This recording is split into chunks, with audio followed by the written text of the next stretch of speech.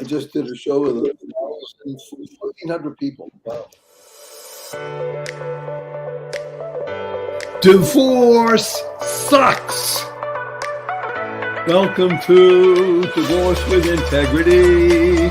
This is the most important and open discussion on the internet about the positive, purposeful, powerful, pleasant aspects of moving from matrimony to acrimony to harmony.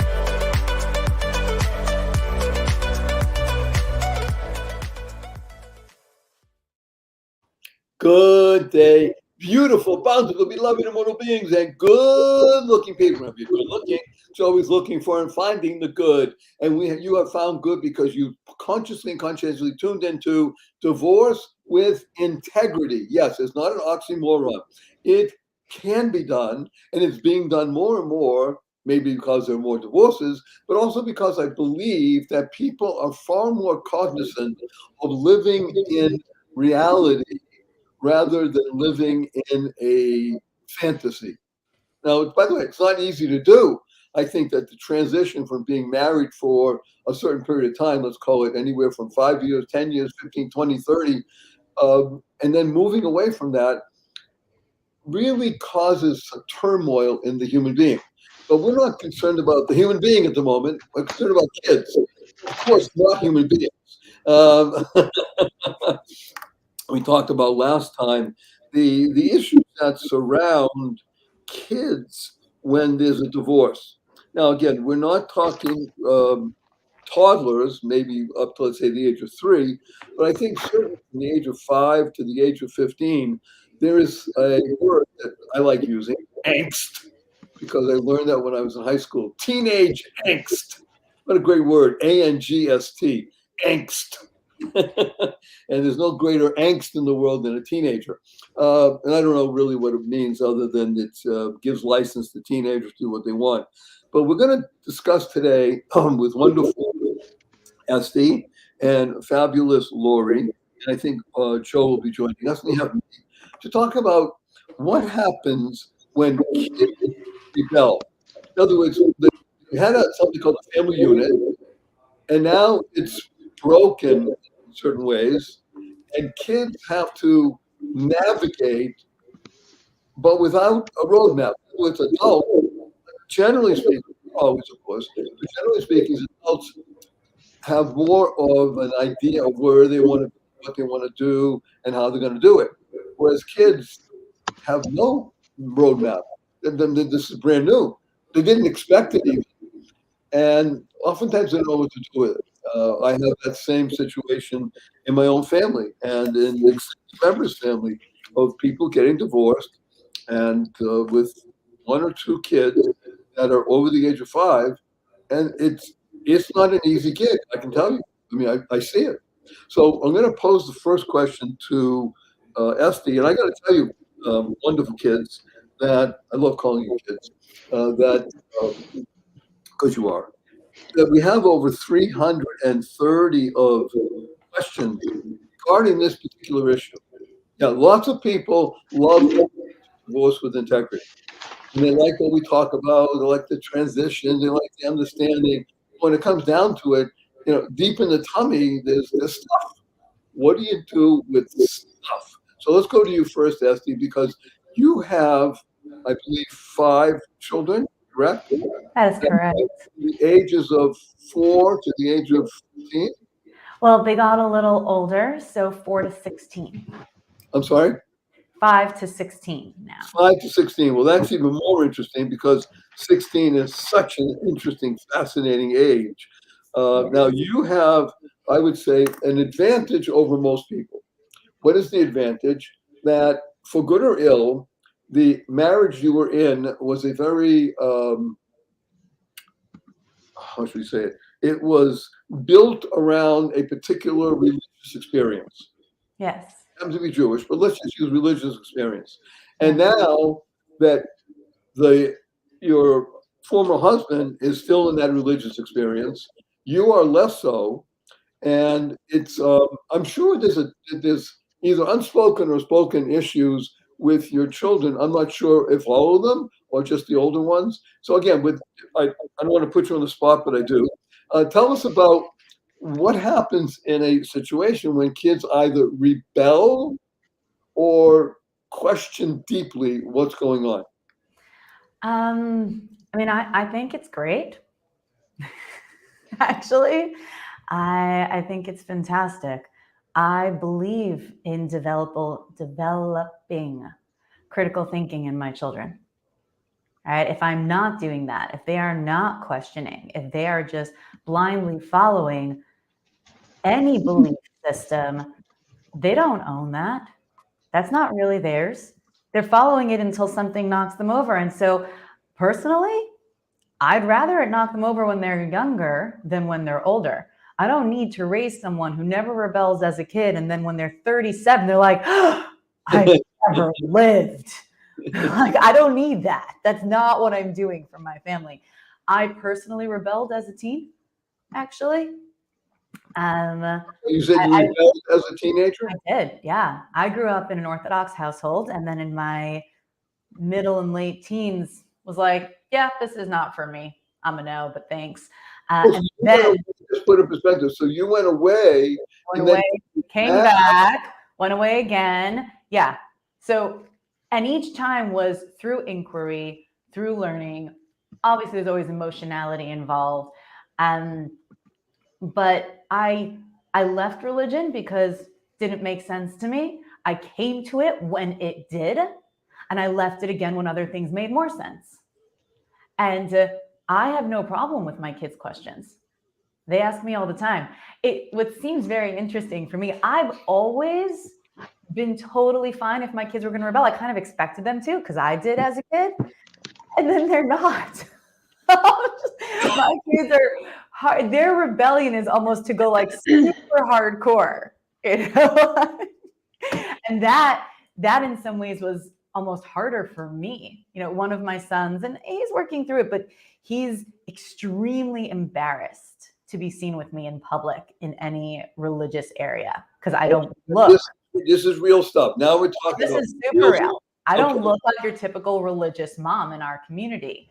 He does look like your typical religious kid. And by the way, he's 12 or 13? This is the 14-year-old. Oh, so he passed his time of what we call becoming a man in the community. Correct. 14 and assuming his position, and he sees his mother as not abiding by the rules. Absolutely. Yeah. And he's, you know, when he first started it, like he wouldn't, I was like, okay, guys, we're going to dinner. He's like, are you dressing like that? I was like, I wasn't going to change. Oh, Laura, you have no idea what I get from my kids. Okay. I do. Yeah. So I was like, wasn't planning on it. He's like, okay, then I'm not coming. I was like, okay. He's like, can you bring me back food? I'm like, no, there's food in the house. You stay here. You eat what's in the fridge. We're going to dinner.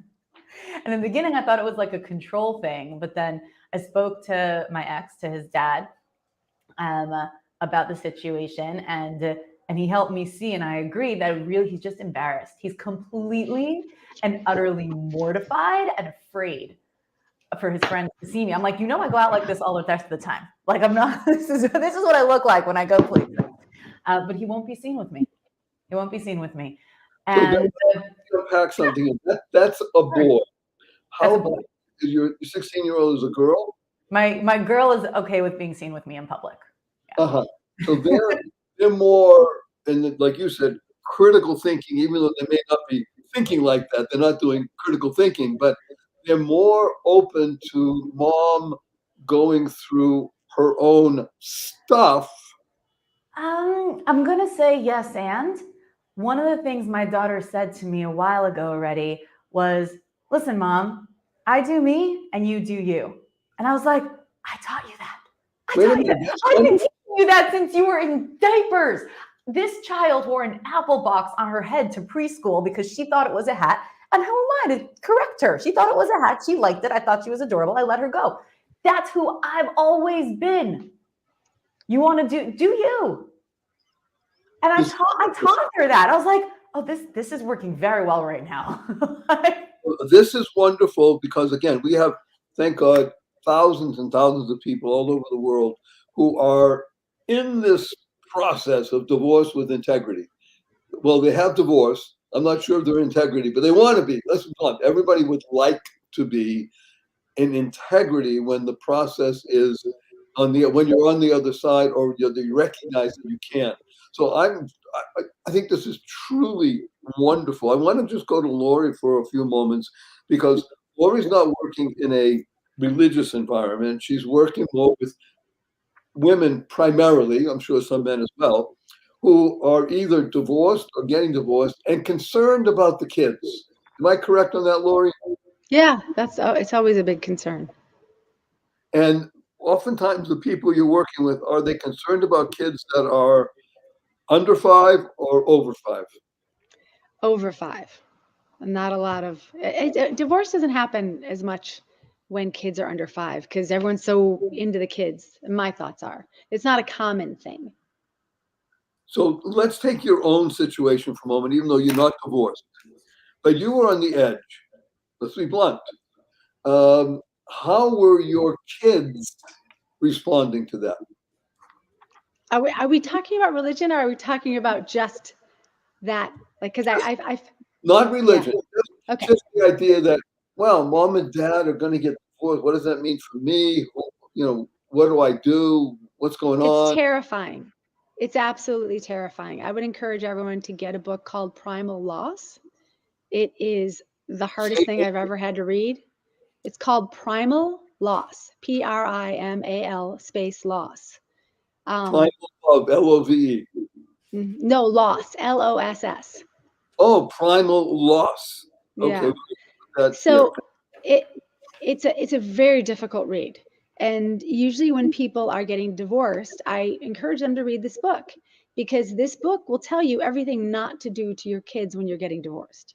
Oh, It's wow. a playbook because it's called basically Children of Divorce Speak.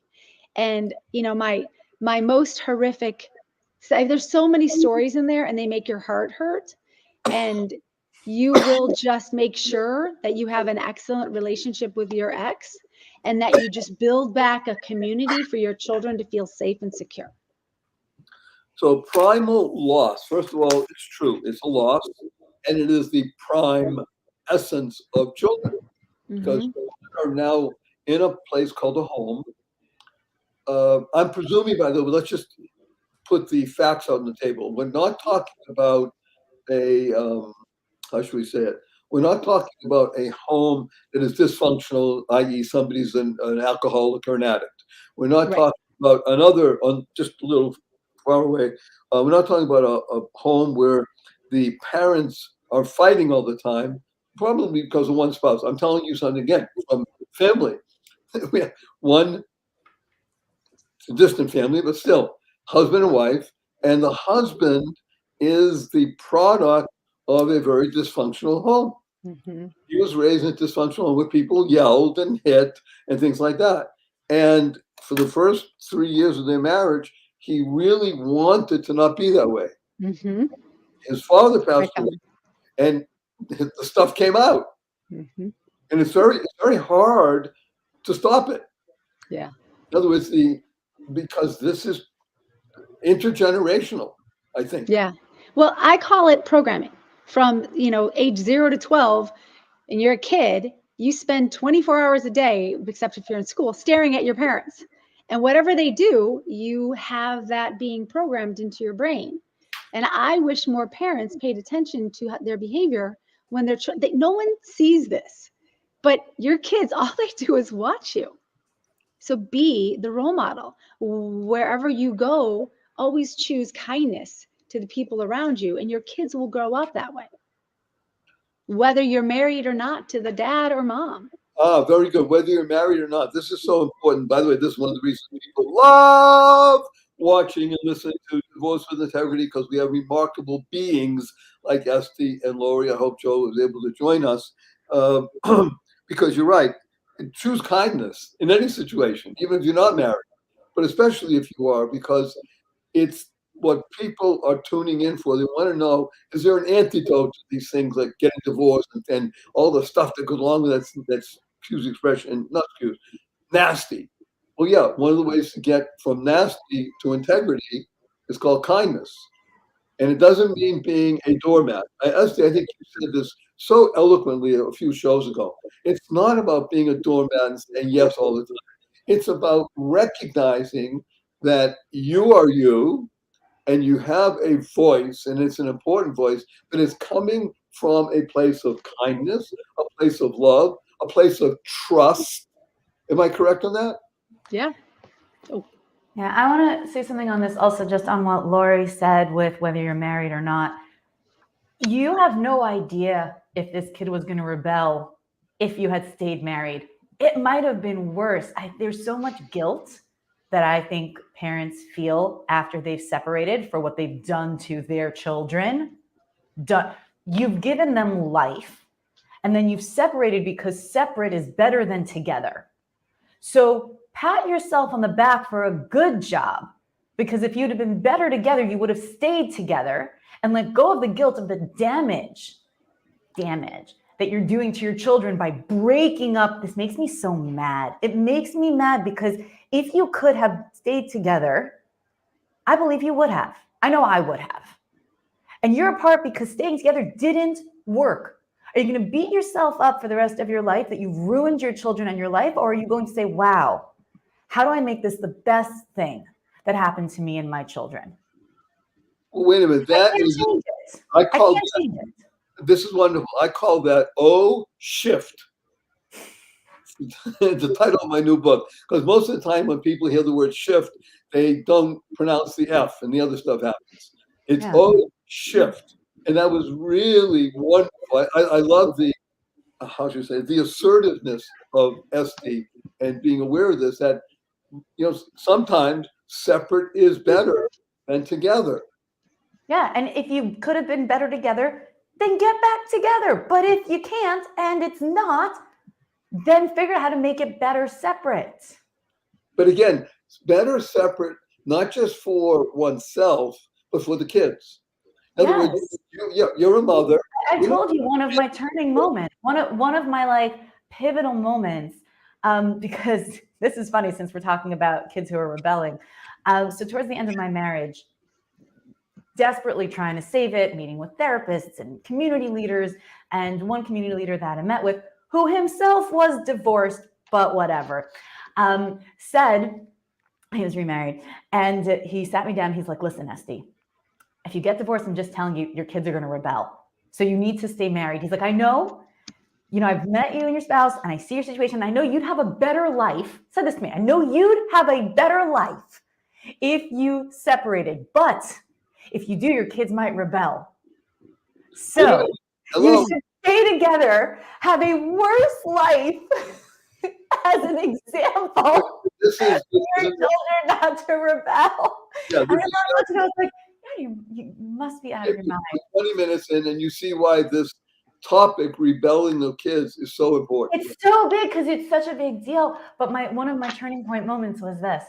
I was speaking to a mentor of mine. I said, how can I do this to my children? I said, how can I do this to my daughter? Right? So I'm almost 3 years out now. My daughter then was 13. How can I do this to my daughter? How can I do this to her? How can I break up her home? How can I be this example to her? And he said to me, he's like, Esty, if your daughter was in your situation, if this was her marriage and this is how she was feeling and this is what was happening in her life, what would you tell her to do? I said, I would tell her to leave right now. She should not stay. He's like, then what kind of example do you want to set for your child? I'm impressed about three things that I want to articulate. Number one, like you said, you've mentioned every time, you worked very, very hard to save the marriage, as it were, to do things that would keep everybody together, that would enable the home life to be what it is. And I think it's really important that it wasn't just some decision. Bear with me, just my banker. I'm just going to Well, Tori, I'm just doing a webinar now. Can I call you back afterwards? Yes, Barry. I will be in appointments. I miss you. You can hear it. Is that your doctor's appointment? Okay, well, the good news is that we have Joe Applebaum. Da-da-da-da. And it's not a bomb. It's a bomb. bomb. It's In the other words, bomb. A-L-M, even though he spells it B-A-U-M, because that's what he is. And the topic we're discussing, Joe, is When kids kids rebel. rebel. Now, I think you have, is it 4 or 6 kids? I have 5 kids, right in Five. So between. like us. Okay. And your kids range in age from? The youngest is 6 and the oldest is 16. Oh, so we're in the same group. This is wonderful. So Esty mentioned a couple of things because you and she are in this place called a very religious community. It happens to be Jewish, but it doesn't matter. It's a very religious community, which generally speaking, religious communities tend to have box stuff. There are very, how should we say it, either rigid or expressed boundaries that exist for both the parents and for the children. So I'm asking you, were you ever a rebellious kid in the Yes. religious world? And are your children finding rebellion because of what? Because of the divorce, or just because the nature of life? I don't think that it's so much rebellion as a matter or just more self-expression. So from it's there's a difference between rebelling when there's a father or a mother that's telling you this is what you need to do, and if you don't do this, you're getting kicked out of the house. I had very loving parents, so whatever I did was kind of like okay. They were just like, all right, he's doing it. He stole our car at 3 o'clock in the morning and decided to go on a joyride, in God knows where. It's not a rebellion. It's just me behaving badly. It's me not keeping my word or me just doing things that are against the rules. And I've always been against the rules. Like that's just like how I roll. I roll against the rules. Of course, there's certain rules that I won't violate, like human rules or ethical rules, things like that. Not hurting other people. But in terms of like, Nishtif Shabbos Gedet, I'm going to Shabbos Gedet. If you don't speak about it on Shabbos, I'm just going to say Nishtif Shabbos Gedet, and I'm just going to do it okay. Or I'll join Hatzalah so that like whatever, we'll do things. You got to, there are loopholes, Like I'm a very big fan of the loophole Rebbe, the guy that comes up with all the loopholes, the rabbi that comes up with all the loopholes, because the laws are very specific. But then, if it's life or death situation, you could like do stuff. So like, all right, well, maybe this is a life and death situation. And sometimes with children, it is a life and death situation, especially with teenagers. But telling a teenager, don't use your phone on Shabbos, or telling your teenager to do something that they're doing, for example, and then saying, if you do this, you will be excommunicated. If you do this, you will be kicked out of the house. It's extremely unhealthy, and it actually makes them want to resist more. I was The going to say, more you resist, the Yes. more it will persist. So instead of accepting a person with love, with compassion, saying, hey, these are beautiful laws. They're here for us to become better. If it's making you worse, if it's causing you anxiety, if it's causing you depression, if it's making you suicidal, this doesn't apply. These rules don't apply. No religion applies when it's a life and death situation. There's no religion that applies when it's a life and death situation. The first priority for every religion is for human Life. beings to be alive, Yes. and well. And So- sometimes we Let me forget. just because the good news is you're coming in just after we began the first 20 minutes, and you're echoing beautifully. In fact, a little echo also, but you're echoing beautifully. Something that Esty mentioned, she used great words for her kids: develop critical thinking. In other words, the ability to do that in an atmosphere that is, let's say, very religious in the sense that there are, defined barriers, but to be critically thinking so that you can push on those barriers in a positive way and not incur wrath just to incur wrath. In other words, the child or children are not doing it just because I want to make my father or my mother angry. I'm doing it because I want to explore what it means to be human. No, sometimes they do want to make their parents angry, and you have to know. Those are kids. That's called kids. They want to nudge the parent. They want to get the parent to have a conniption. They want to get a result because sometimes that's how they get love. Sometimes kids get love by seeing their parents fly off the handle. Pardon me. And then wonderful Lori mentioned live in kindness. The real genius of, let's say, divorce with integrity is that even before, when you see things breaking up, is to begin to live in kindness, to internalize that process inside of you, because kind stands for keep inspiring noble deeds.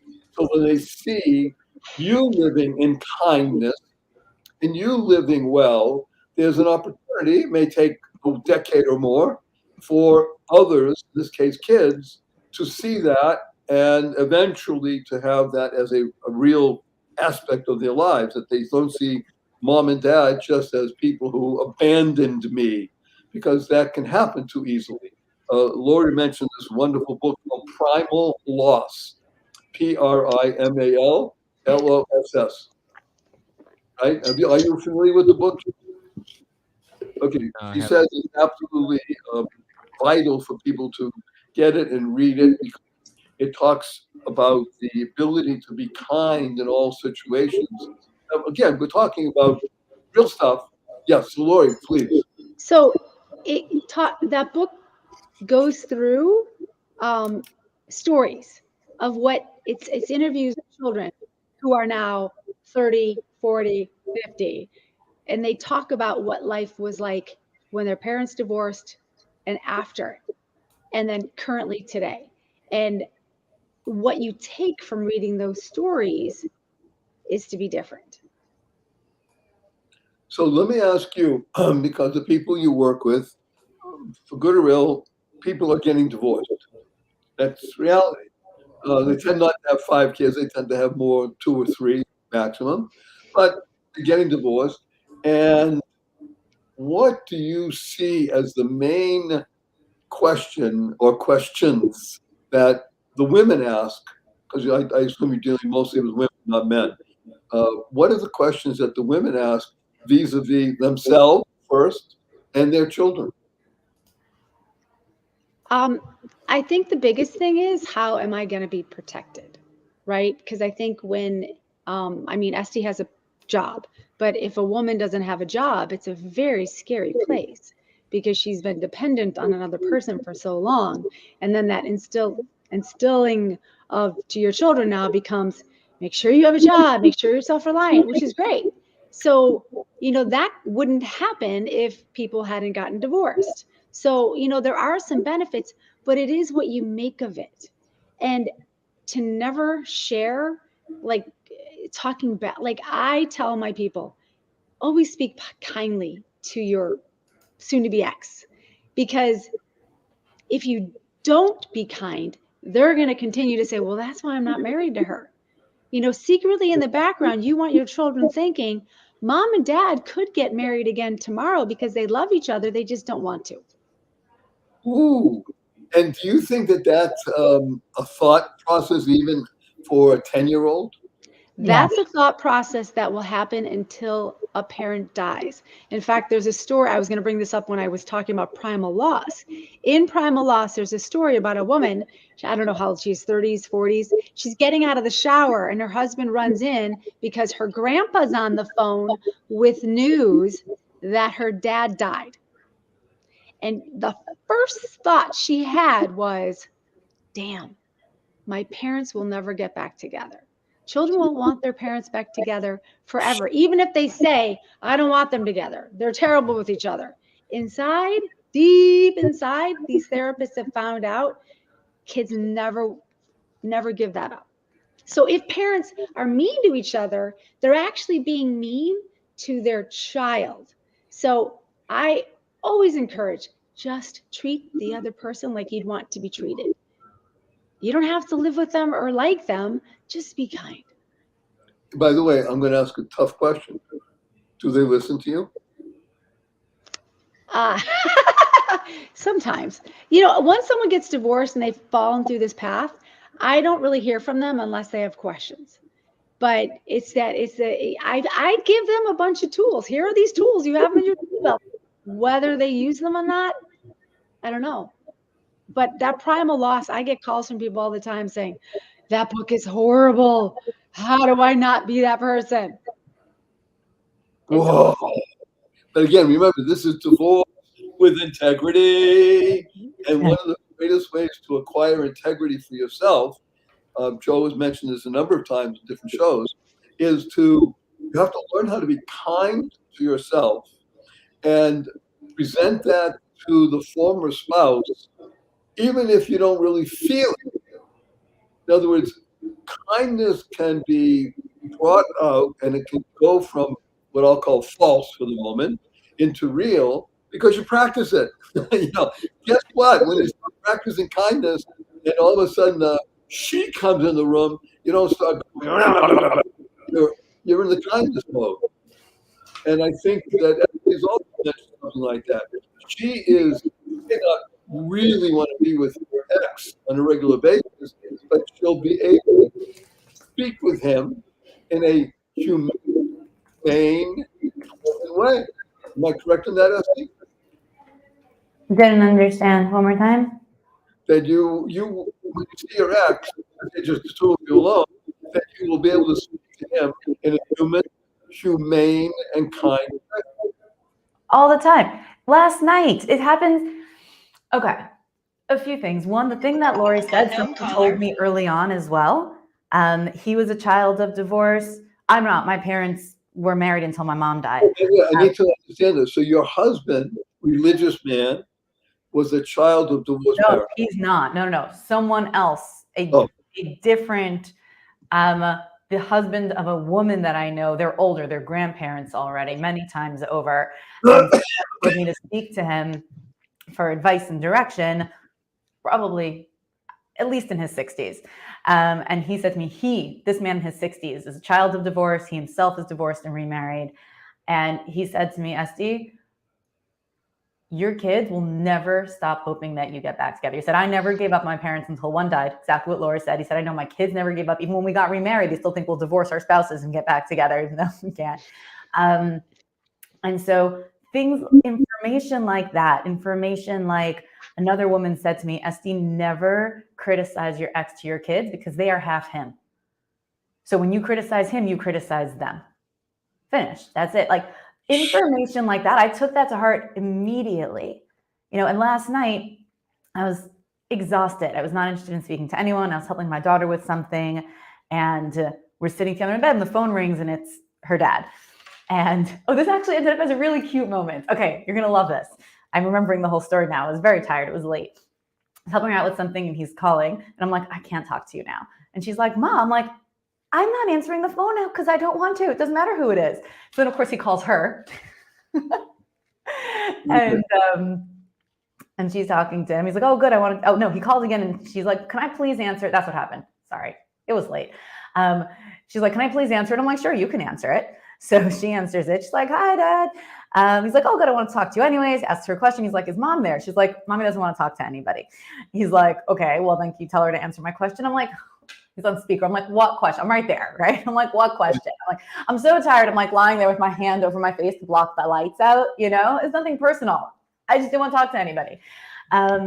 He's like, my question in text. I'm like, I didn't see a question in text. He's like, I sent you this. I'm like, there was no question. It was a statement. He's like, well, I wanted you to agree or disagree with me. I'm like, then you have to ask the question. And my daughter's laughing, and he's off speaker, but phones are loud. So she can hear our conversation. She's 16. She hears our conversation. So he asked the question again. I'm like, okay, let me check for you. And I just treat him like a decent human. He had a question. I answered it. And then we went into talking something else about one of the other kids and something else, and just normal, friendly conversation. And then at the end, when he said goodbye, he said goodnight to my daughter. He's like, good night, sweetie. And I think to make sure either that she or I both knew that he was talking to her, not me. It was like very like endearing. He's like, and good night, Sheva's mom. I was like, oh, this is wonderful, and I love the word. It was so sweet. It was so sweet. It's just there's this normalcy and this container. Right. The kids know, they know that we communicate about them. They know that we get along. They know that there's just a pleasant atmosphere between us, and they see us treat each other with dignity and respect. And it did not happen right away. It took a minute. Okay, I want everybody to hear what Esty is saying. It doesn't happen right away. It takes time. It takes energy. It takes work. Like our dear friend Joe, high energy networking. It applies as much to a spouse, a separated spouse, as it does to a room full of people you want to do business with. So, Joe, can you speak normal, friendly conversation with your former wife? For me, it's about minimizing the communication to just transactions. So it's just very transactional.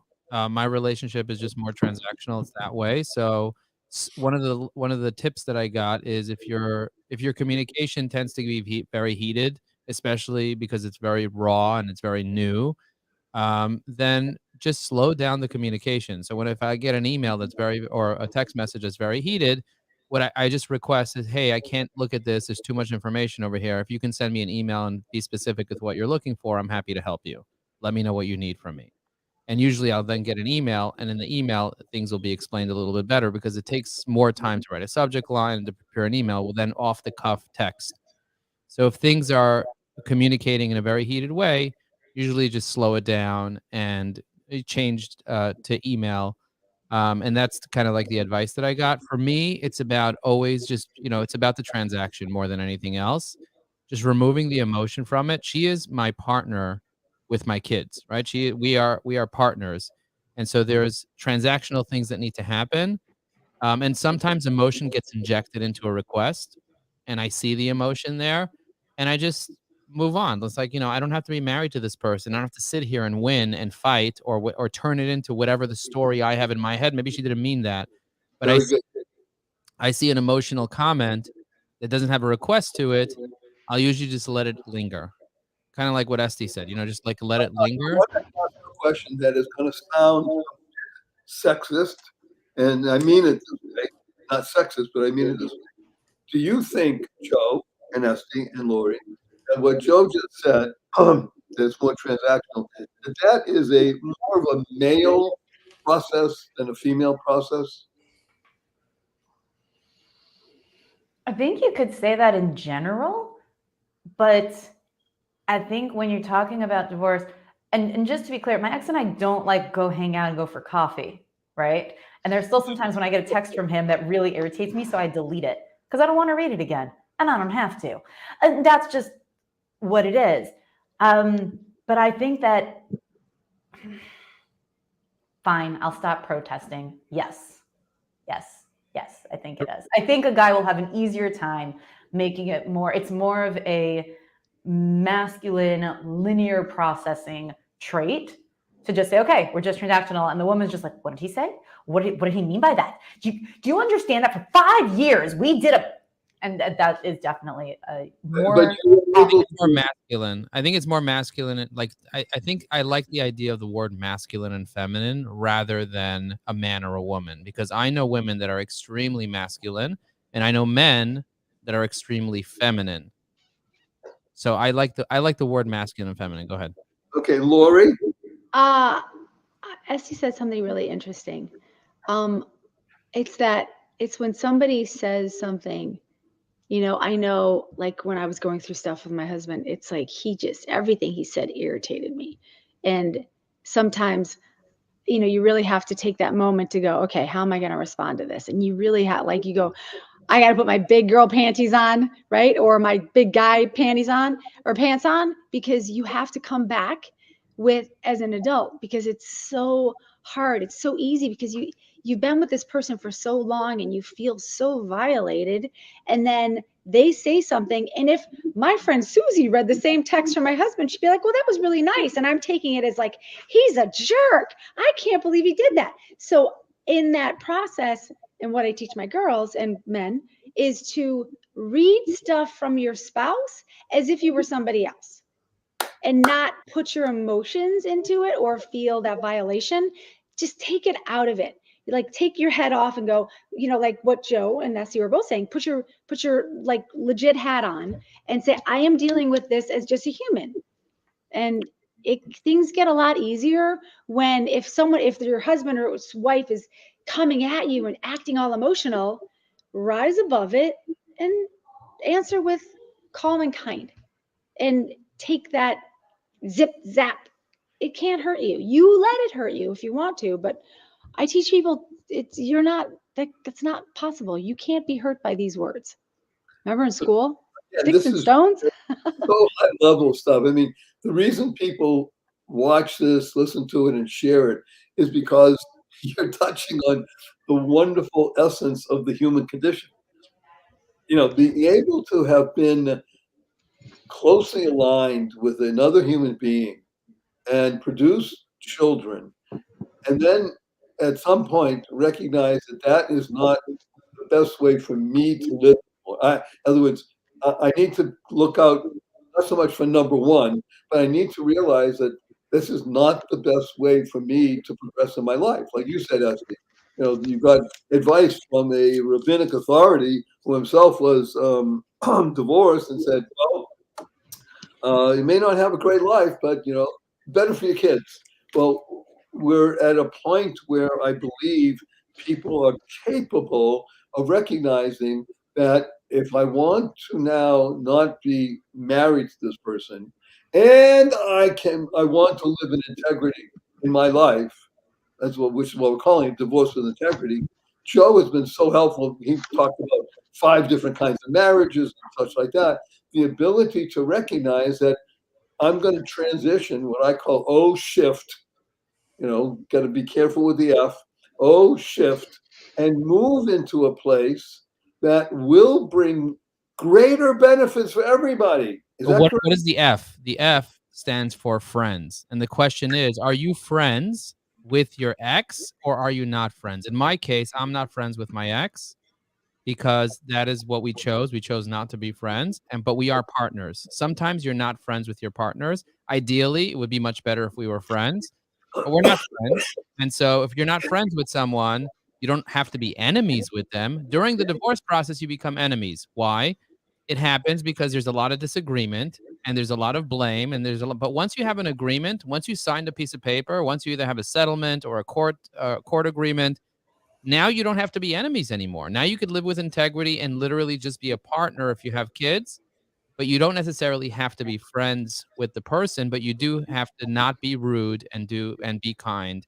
You don't have, just because one person's rude to you, it doesn't mean you have to be rude back to them. You can take a deep breath, you can own your own emotions, and then communicate transactionally like you do with any partner. So this is important because we're talking about business, transactional. Now this person who at one point you may have been in love with, whatever that means, is now a partner in the raising of children, 1, 2, 3, 5, whatever the number is, and that both of you are oriented to being of the best possible partners for the benefit of the children. As Esty said, create critical thinking. As Lori said, show kindness in almost every situation. And as you said now, not to let the emotions take over when there's communication. Say, look, I appreciate it. And just be kind. Just be kind. Like the other day, I was requested to keep my kids an extra 30 minutes so that she can do something, whatever. So I said, no problem. I got it. Technically, did I need to do that according to my agreement? I don't need to do that. She needs to figure it out. But because it's very transactional for me, if I can, I am trying to be helpful anytime. If I can, I will help my partner because that's what partners do. It doesn't mean you have to have a friend. It doesn't mean that, there's a famous saying, don't bite the hand that feeds you, or don't give too much because then you're going to be getting taken advantage of. I don't believe in that. I believe that the secret to living is giving, and it's okay to give. But just understand what your role is in this relationship.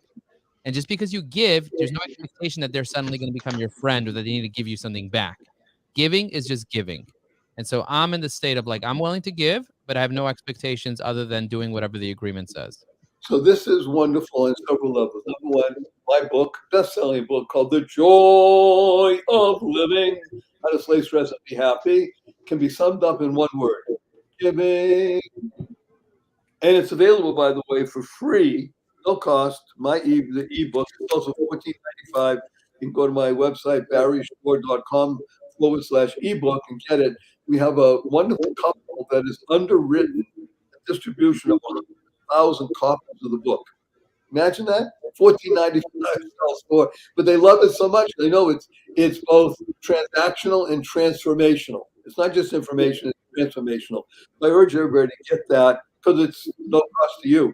And it talks about all these pieces that SD is bringing up, that Lori's bringing up, and that Joe's bringing up: kindness, being a partner, and there's a great line that I'm trying to remember who said it, but I'll just tell you anyway. Compassion neither expects nor demands anything in return. other words, if you can do something for your partner and you're doing it as a compassionate, how should we say it, action, you don't expect anything in return. It's okay. You're doing it because it's beneficial.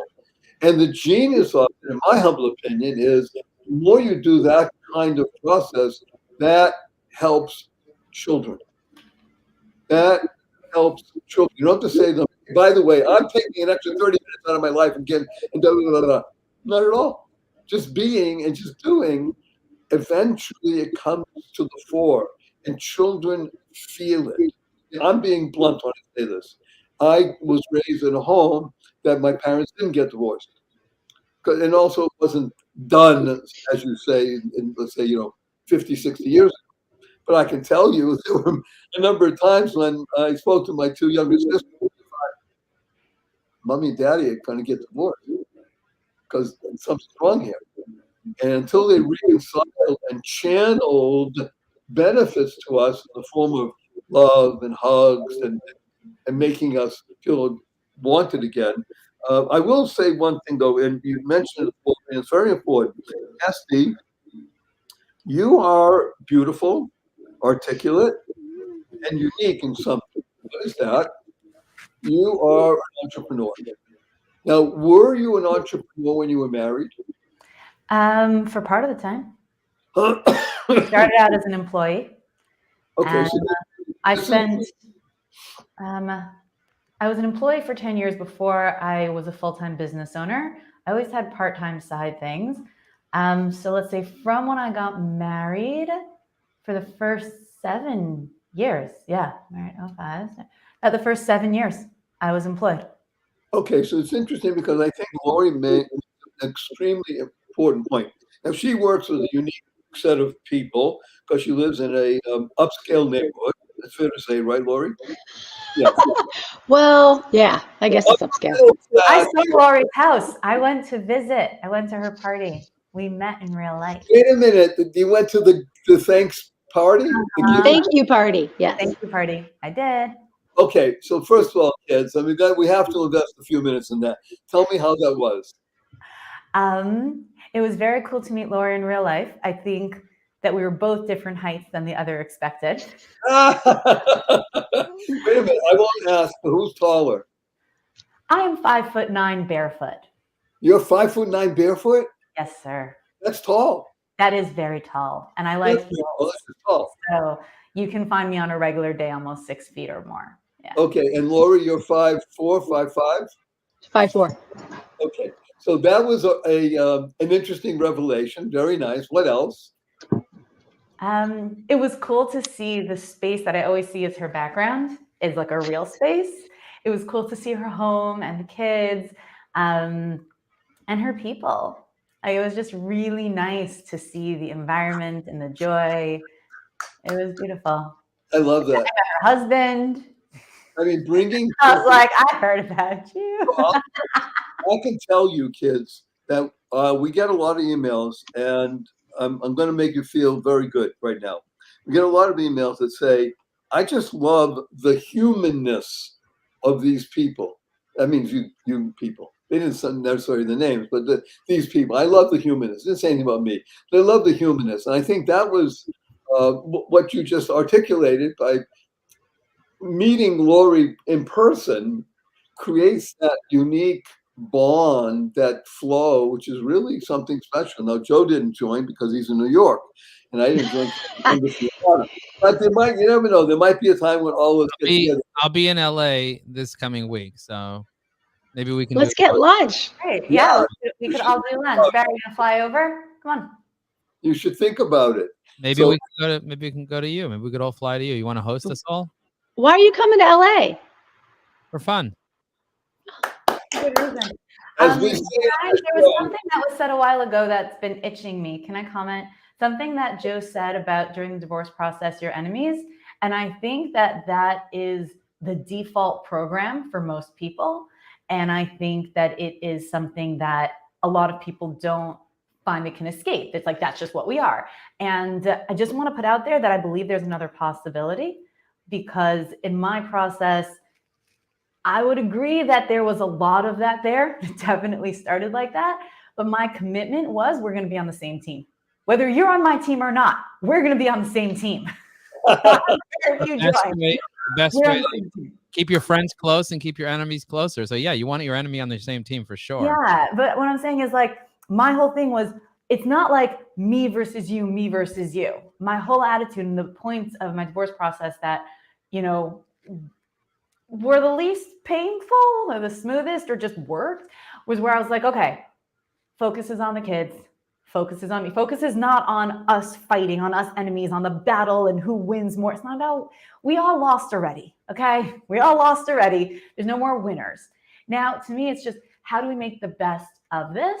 And we're on the same team. We want our kids to have the least damage and the best experience possible from this, which is not my ideal, not your ideal. How do we make this the best for them? And, you know, I would ignore a lot of things that would come my way. I was just like, I'm just not going to respond to that.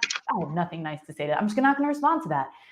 If you keep doing that, I can't tell you that the person's going to change. And I can't tell you the situation will change. I can tell you that you change. You change. Everything around you changes to match I you. want to put you on pause because that's really what this is all about. You change. Yeah. It's about you living in integrity. Yeah. I mean, by the way, not a simple gig in life. No, but integrity starts with I. Yeah, You do the thing that you want, whether the other person is playing along or not, but they're not playing along, Esty. I know. Keep going. keep going. You've decided what the game is. The game is we're on the same team and I act with integrity. I don't respond to low barbs and I don't criticize and I don't attack and I work out my issues and I work because I understand that everything that's outside of me is a projection of what's in me. I understand that everything that's in front of me is coming from me to become a better person. So how do I become a better person? And you fall and you get up and you fall and you get up. I am far from perfect and I have fallen. I stopped counting years ago, okay? But I get up every time. So just keep getting We up. love the panelists on this amazing show because we're all people who have fallen down, picked up, fallen down, picked up, fallen down, picked up. Hey, it's called life. The key of life is just to pick oneself up and go into ever striving forward. Progress equals happiness. As long as you're moving forward, as long as you're learning from your mistakes and you can keep moving forward one step at a time, you're going to find the joy, you're going to find the freedom, and ultimately your enemies will become your friends, which is what the goal is. Thank you. Joe, Mic drop. okay, and on that note, I just want to make mention, we'll talk about next time, I think it might be the topic, is that Lori deals with a lot of women that were not working at all. And now they feel vulnerable. How will I be protected? I don't have a job. I don't have a business. I don't have anything other than depending upon that person who is no longer loving me and I no longer love them. And what is that all about? Because that brings a lot of angst also. So that might, that's why we need to introduce the concept of a sugar daddy. I'll take it. I'm married. I'll take one. I was about to say that's what you have to believe in yourself, but sugar daddy's always an option. yeah, you know, they tend to be hanging around people that are 18 to 22, but that's another story. You never know. Okay. But Different strokes for different folks. okay, it's wonderful to have this. And I am very honored and humbled that you make the time to do this. People all over the world tune into this and they find it to be engaging. So truly appreciate it. And as we will do every time, we're going to do a group hug. Remember, hug stands for heartfelt, unlimited giving, and then a blessing. 1, 2, 3.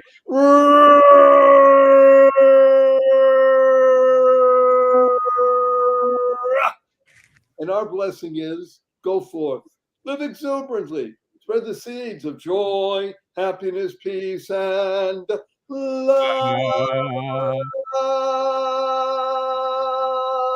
Bravo, bravo. Make a difference. Happy Hanukkah. See you guys next month. Happy Christmas. Bye. Yeah. Happy Bye. Hanukkah, Happy Christmas. Joy to the world. Wow.